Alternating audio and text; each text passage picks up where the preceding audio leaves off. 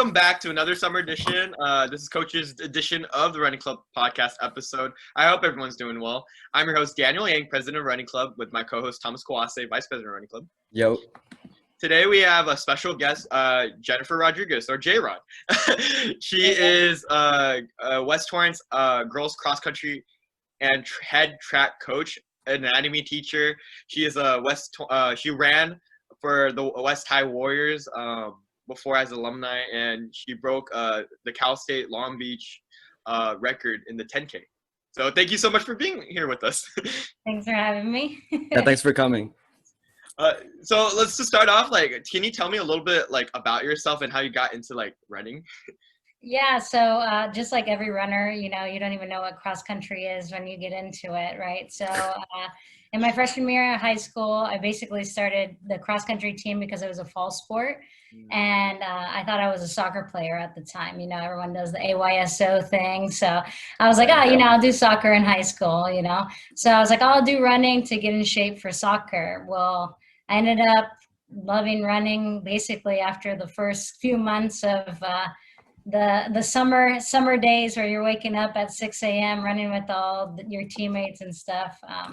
As crazy as that sounds, you become that, running family. So ever since then, I was hooked on it. I wasn't the greatest runner in high school.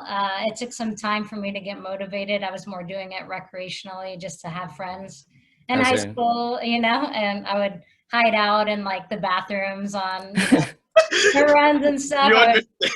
You understand? I would time my runs, pour some water on my face and make it back in time for roll call, I think everyone kind of goes through that in high school. But in my senior year, I decided, it's time to get serious. So it took me some time, 3 years is a long time to be messing around. But I had a good crew around me in my junior year. And I was like, you know what, all these girls, are running hard and they're PRing and getting good time. So I was like, let me try it out. So I started to get serious in my summer going into my senior year. And then, who knows what you can do after doing some mileage, right? So I was able to actually basically make the varsity team, make it a state. Then I went into track. This is all senior year? Senior year of high school. And then I, got 5'10" in the mile, got 218 in the 800. And just because I stopped screwing around, I actually started doing some mileage. So, and then in my senior year, I made it to CIF in the 800. And I started to look at maybe running in college. It wasn't really an option for me up until that point. But I was like, maybe I'll be a walk-on. I only applied to one college, actually, Cal State Long Beach. And I was like, you know what, if I don't make it in there, same route, El Camino, next door. So, but I ended up making it academically into Cal State Long Beach. And I was like, nice. I'll talk to the coach and see what happens. And they're like, we have a couple more spots on the team, just because in college, there's more opportunity for girls than there are for guys because of the fact that you have the Title IX and all that stuff. So in order to even out numbers, they're like, sure, come on, join the team, And so the coach at the time, he actually just wanted me to be kind of like a practice dummy for actually got scholarships on the team. And my stubbornness got the best of me, and I was like, oh, heck no, I'm not going to be just somebody's, side piece out there, making them faster. So I was like, I'm going to try and train hard. So I ended up qualifying for the next round. So Big West has qualifying rounds. You have the prelims and then you have the finals. So I qualified for the finals in the 1500. No one thought that I would even make it into the qualifying rounds. Just, hard work and that sort of thing kind of pushed me into being more motivated. And after my freshman year into my sophomore year, they were needing me to qualify for different events. I was like their number 5 runner. So as you guys know, that's kind of like the important key piece to the team. Yeah. So with that, I ended up talking to the coach and trying to get some money because you know how it goes in college. You want to try and pay for books and your classes and all that stuff. And I was a bio major in college. So that had its own That's a share, lot of work on its share side. of, yeah, Yeah. share of obstacles. But so I actually asked for a scholarship, and they told me that I wasn't fast enough. Oh man. So I actually was like, okay, well, if you guys aren't appreciating what I'm doing for you guys as on the team, I'm going to transfer. Mhm. Well, I didn't know at the time, but you are still locked in, even if you're not like on the roster with a scholarship, they still have to Uh. of you because you ran for them under their university, right? So Uh-huh. actually requested a transfer, and I got denied. They told me that, I was stuck there and I just had to make it work basically. So Damn.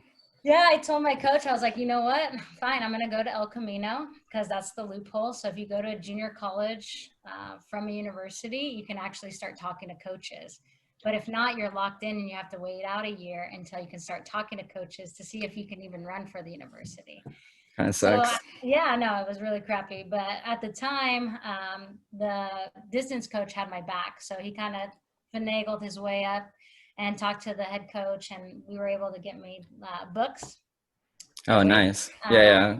And if any of you guys are science majors, the books alone, like one bio book was $300.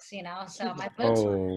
my books were adding up to a grand sometimes. So I was like, you know what, I'll take it. So after that, I just ended up running for them, put all that drama aside. And the coach who did me the solid was like, you know what, in the 1500 meters, I was running about, like 432, 433.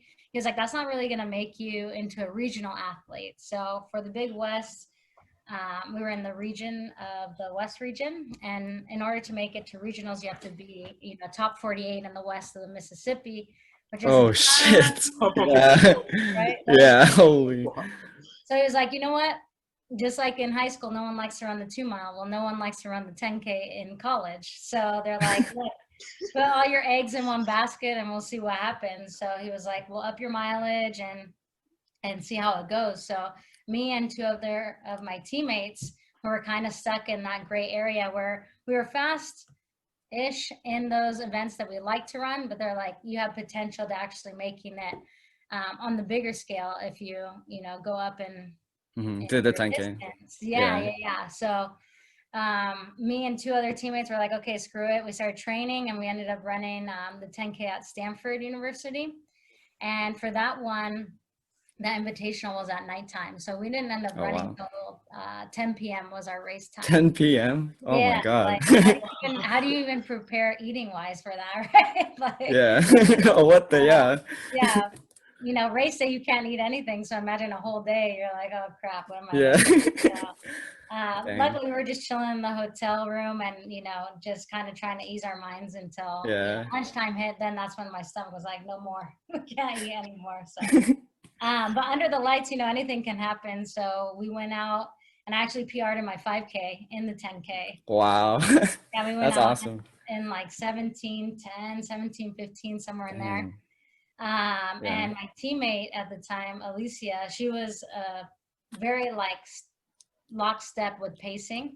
So she took us through that first 5K. And then after that, I kind of took the reins and kind of helped with that second end of the 5K. But all three of us actually broke the school record in that Oh 10K. dang. I just happened to be first out of the Hey. three of us. Yeah. Hey, that's the best one. Yeah.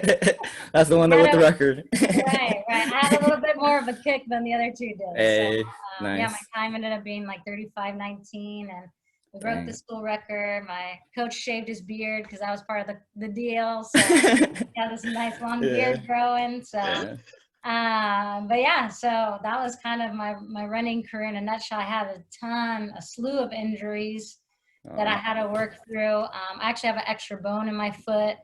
Oh, what the? Yeah. Make it harder to run? Yeah, so basically I didn't find this out until my freshman year of college. Yeah, so we started wearing spikes in practice. And one of the practices I was against a 400-meter runner. We were doing a workout where we were doing 200s.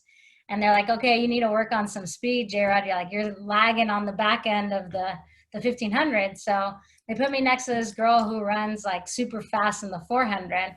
So I put on my spikes. I was like, I need to get out hard because this girl's going to blast me away within the first 100 meters, Well, within the first 2 strides, I felt something like twinge in my foot. And I actually went down on the track and I was like, what the hell is Oh that? my. It was like a throbbing pain. So anyways, they went in Dang. and did an x-ray and they're like, oh, you actually have an extra bone in your foot. And Oh. so the tendon that attaches into your calf, it attached into my extra bone instead of the solid, bigger bone that's supposed to be attached to. So all my injuries in high school were like, stress fractures or strains in the calf, and we didn't know why. And then now we figured it out after, many years of running. And they're like, you have 2 options: cortisone shots, just to, help with the inflammation, or you're going to take it out. But if you take it out, it's a year recovery. So the rest of my college years, I just dealt with it with some, pain relievers, some cortisone shots, and Dang. Do you think it affected you in high school too? Like Yeah, so I mean, at the time I didn't know why I was giving a lot of like calf strains, or like that was my thing that was laying me out. But remember, I wasn't really running many miles until senior year, so that kind of saved me on the I see. Yeah. But is that why like you're an anatomy teacher now? Like right, because all the bones and stuff. Yeah. I actually was thrown into that. So I majored in biology in college because I want to be a physical therapist. And as a college athlete, they're like, for NCAA rules, you have to be 20% towards your major each year in order to be eligible to compete. Wait, what do you mean? Like, what do you mean 20%? Like, so how you like can go in as undeclared? Yeah. So you take your GEs.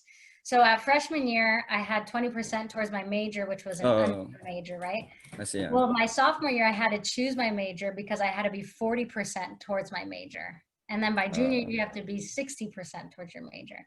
It's to ensure that you're not just there just to run or to compete in the sport, that you're actually there getting an academic, And like trying to graduate. Exactly. So because of that, I had to jump into something, and they said, oh, PT school is very competitive. It's impacted everywhere. So might as well go into a science field because it gives you kind of the leg up. Well, none of the counselors were like, they're all weary about athletes taking hard courses, right? Because you have the traveling schedule, you have a lot of time commitment, you're practicing and all that. And a lot of people weren't successful in taking harder classes and also competing at that level. So because it was a D1 school and we had to abide by all these rules, but I was like, screw you guys, I'm gonna still do bio major. So I ended up going bio. And in my senior year, I was kind of like over the labs and the amount of hours we were putting in. I actually saw like a little kiosk outside of one of the buildings, and it said like free money for math and science majors. And I was like, okay, right? Like, anything free in college is dope. Yeah, so I went straight into the meeting, and they're like, there's a high demand for teachers in math and science, and we give you free money to pay for your credentialing if you like apply for the scholarship.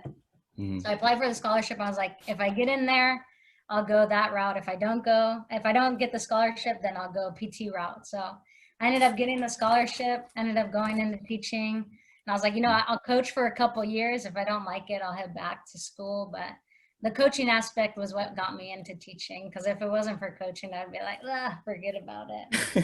But anyways, I got the bio job at West. And then in the summer, like 3-4 weeks before we were supposed to start, the anatomy teacher who was there before me, she got a assistant principal job somewhere else. So they were like, we know you don't teach, we know you don't have a degree in anatomy, but we see that you did some physiology courses in college. So you're going to be the anatomy and physiology honors teacher and teacher. I'm like, that work, Yeah. So anyways, I was learning along with the kids. Like, I got so many eye rolls. I was trying to watch those YouTube videos on like how to pronounce words and stuff. And they had like heavy accents. So like I was starting to like lecture with heavy accents because that's what I was learning the words. Damn, that's funny. It was a terrible first year. It was fun. So now I'm going into my 8th year of teaching and, my 6th year of coaching. So you kind of just fall into it. I feel like, a lot of my athletes, a lot of my students are really worried in their senior year or junior year, like, applying for colleges and don't know what they want to do, I was like, trust me, you'll fall into whatever it is that your calling is. I'm sure you guys didn't know you guys were going to do a podcast on running. I know Thomas didn't. No, I didn't know. I was an athlete over there when I was coaching. I know Thomas didn't think he was doing anything running related after the fact. So yeah, you just kind of fall into all these things. Oh, for real. It just happens. Exactly.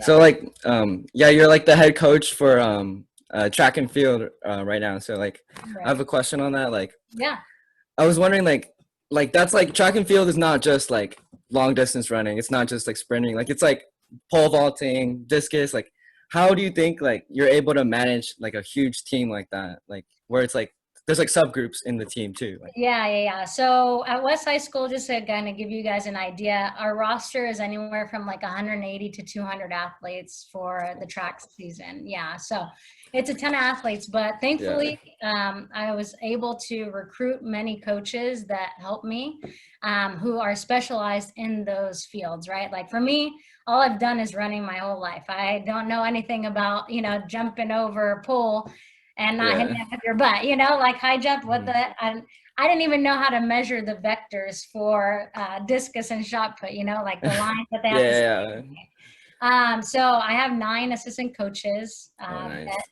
are my subdivisions that they oversee. And it's been, a blessing because if I didn't have them, like there's no way I could manage 200 athletes. So having the assistant coaches really, really helps in large programs. And then also just kind of trusting in the fact that, these athletes are out there wanting to, be doing the sport that they want to do. So having the coaches overseeing those athletes and then kind of just touching base with each coach and then eventually kind of making my way over to when they're practicing and trying to make that connection with those athletes. Because, for half the year, I don't know probably a good 100 of those athletes. I maybe a lot of students. I maybe see them maybe once or twice a week just because I'm managing also the distance side of things. So the assistant coaches are, the way to go and just kind of letting go of the reins and letting them do their own thing to oversee those athletes. Yeah, that's awesome.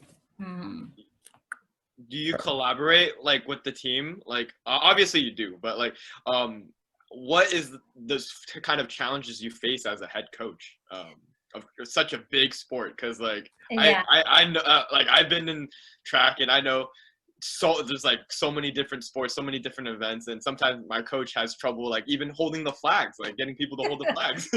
Right. So yeah, the delegation, you have to have willing participants in the delegating of your work, right? But in order to manage that amount of like athletes and getting them all together to feel as one team, we would meet on Mondays. We would meet as a group on Monday, kind of recap what happened over the weekend. Most of our races were either Thursday, Friday, or Saturday. So we would have kind of like a recap on that Monday. I would send out an email kind of highlighting the athletes that did well, any PRs that we got. We have something called West Elite, which is a certain standard that each of the events have. And you get a cool jacket that has your name on it and says West Elite on the back. Kind of a little incentive for the kids to reach a mark that maybe they don't necessarily think they can hit at a certain time, but it kind of gives you that added extra goal. Like you want to be the elite group. No, and it's fast. It's not easy. Yeah. So the standards are based off of, CIF qualifiers and previous athletes that have competed for West High School. So I see. Yeah, that's kind of how we gauge the marks, and they're fluid marks. Typically the marks stay for a long period of time, many years, just because like Thomas says, it's a high standard, but sometimes we switch it up. The other way to talk to the athletes is through the Remind Me app. So that app has been like a savior for me, because in terms of even uniforms, like trying to give out 200 uniforms is impossible. So I would send out a text like, hey, girls are today, sizes small and medium are in, come get it if you're that size. And then, we rotate, guys are today. If you want spandex or you're out of, like, sometimes we would be out of the uniforms because we have so many athletes. I didn't anticipate so many athletes, wow. Being there. Yeah. So we would be out of a certain size, and they'd be running in maybe some cross country gear from the previous season until I could get my inventory back up. Just shooting some stuff, and you just gotta be, okay with not being okay sometimes. They're very strict about that actually too, because yeah. when you're doing the relays, every person has to match. You can't, like, Thomas can't wear spandex and like can't wear just like a regular shorts and running shorts. Yeah. That just doesn't work, even if it's the same color. So right, I understand. Right. Yeah, and it was even crazier back when I was competing. Like for the girls, the sports bras all had to be the same color. Oh, now they're a little bit more fluid. It can be like a solid color that is similar, but before they're like looking for that. Like yeah, no, it was crazy. It was crazy. Yeah, there was even one of the starters. She got my teammate. She qualified for CIF, but you weren't allowed to have any jewelry on at the time. So they actually considered her hairband. So oh my god, hairband on her wrist. So they DQ'd her. Oh they weren't going to let her god. go to CIF because she had a hairband on her wrist. So they actually had to go back and fight it through CIF to get her to compete at prelims at CIF. So just crazy things like that. Like, what does that matter, right? But these are rules that they had, so you have to follow. So yeah, just kind of trying to stay organized, being proactive, sending out messages, communicating with my athletes. On the social media aspect of it, like through text messages, through, email, just kind of being in communication with them at all times, and just kind of checking in. If anything comes up too, like they have, my personal number, but through the Remind Me app, they can actually text me. I get it live time. So. Yeah. That's how you build that communication with. Right. So that's the only way. Mm-hmm. Yeah. So I understand that you're also the girls cross country coach. Is that correct? So I'm the assistant coach. Yeah. There's another coach, Coach Ken. He oversees the girls aspect of it, but I assist in what he does. So I have cross country and track on my roster. Yeah. And personally in running club, like we just noticed that there's actually less girls that join than guys, and we all overall, like, we've seen that there's like less women runners like compared to men during the league meets or 5Ks. Maybe it's because of competitives or not whatnot, but we just kind of want to get your perspective on it, like why there's some sort of gender, like, is this something that you've noticed too, like something maybe? Of course, yeah. So basically for like the girls side of things, as I said, even about myself, like it was more of a social aspect. So once you get to college, I mean, your priorities kind of change, right? So for the guys, I feel like it's more of an outlet, and it's more of something that you get your aggression out, right? Your testosterone. You get to race and like. Yeah, you're like, I need to be competitive with everybody else. Like it gives you kind of some type of outlet. Whereas for females, especially like even in our program, it's more of a stressor sometimes. So sometimes they feel more stress when it comes to competition. Like some of my athletes are like, can I just be on the team just to run and just to stay in shape, and I don't have to do the competitive aspect? Especially with, like, I feel like the generations now is like they're always comparing themselves, and especially as a female, right? You're always comparing yourself to someone else, like an IG model or something. Like, exactly. And for you guys, for like a guy, it's like, oh, okay, that's motivation, right? You're like, oh, I'm gonna go and I'm gonna prove that, I'm better than whatever it is that my perspective is on it. But for a female, I feel like the mentality is a little bit different, where it's kind of like, oh, well, maybe she is better than me, or maybe, maybe I'm not that good. So kind of trying to change that conversation in their head has been very difficult, especially as they get younger and younger, because of the social media aspect. Like Thomas even said, right, the IG model.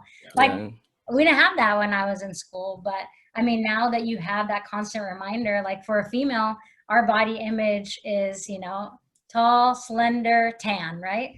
For a male, it's like, oh, they need to be ripped. They need to be, all these different gender specific societal things that are put on you.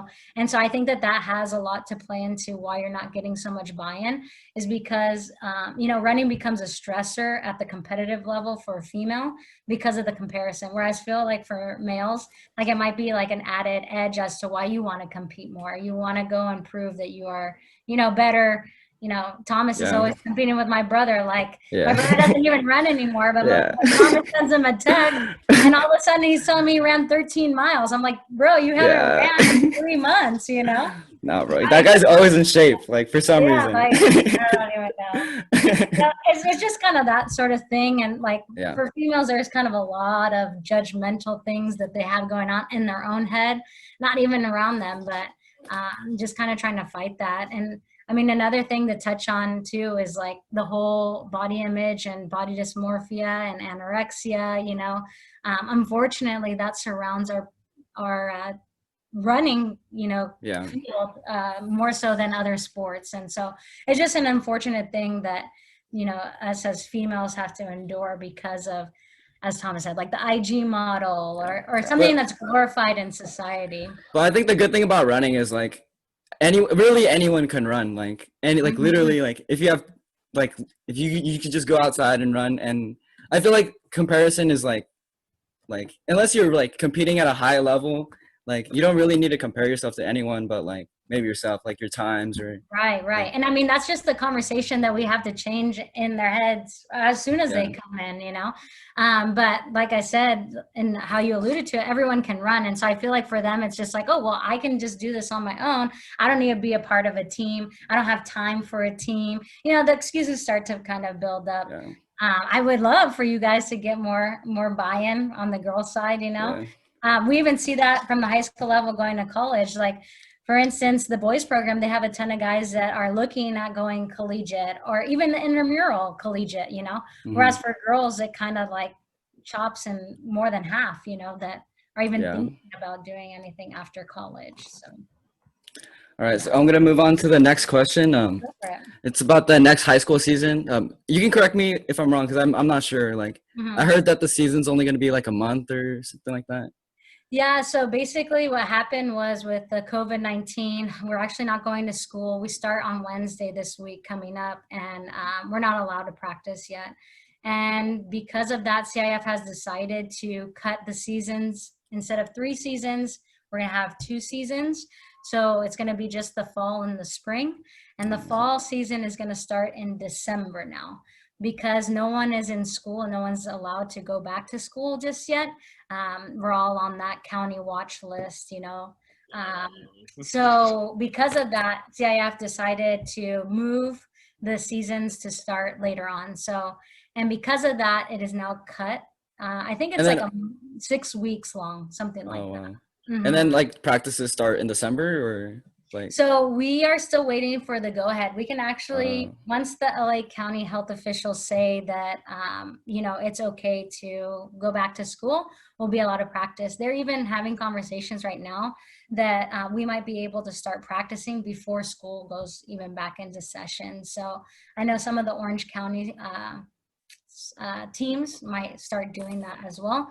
There'll be kind of like the guinea pig going into to see how to do the social distancing. But as of right now, you know, the rules or the health guidelines are like, you have to take temperatures of everyone who comes.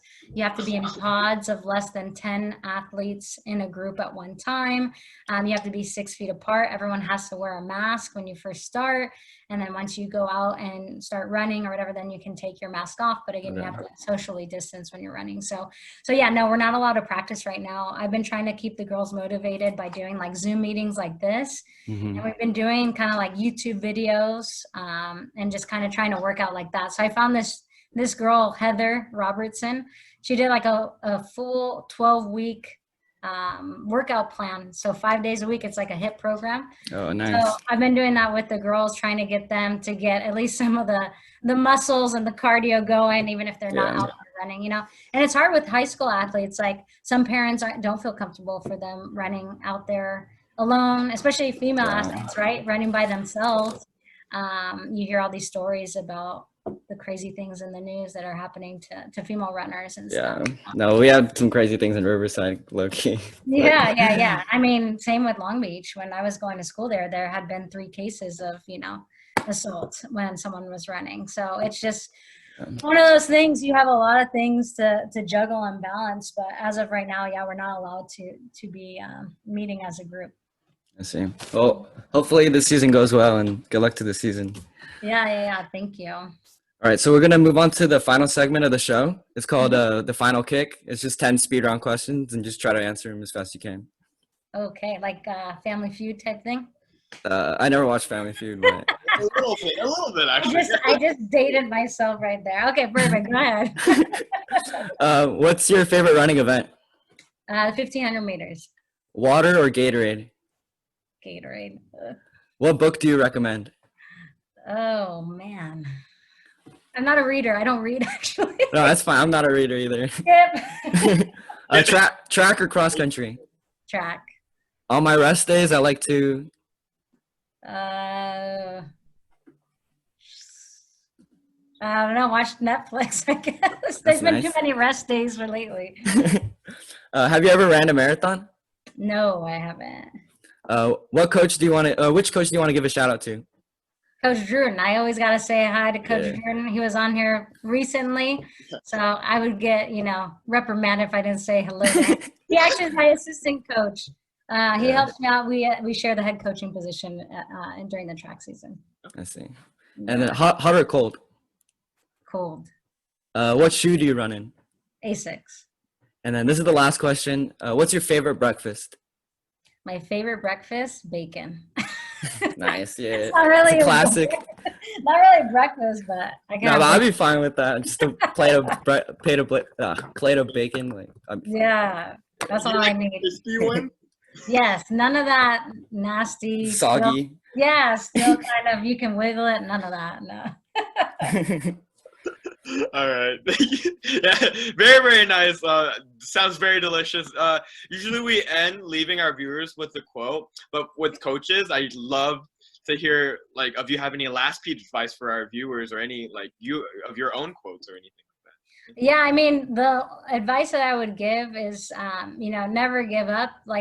You're always going to have some type of obstacle that's going to be put into your path, whether it be running, whether it be life.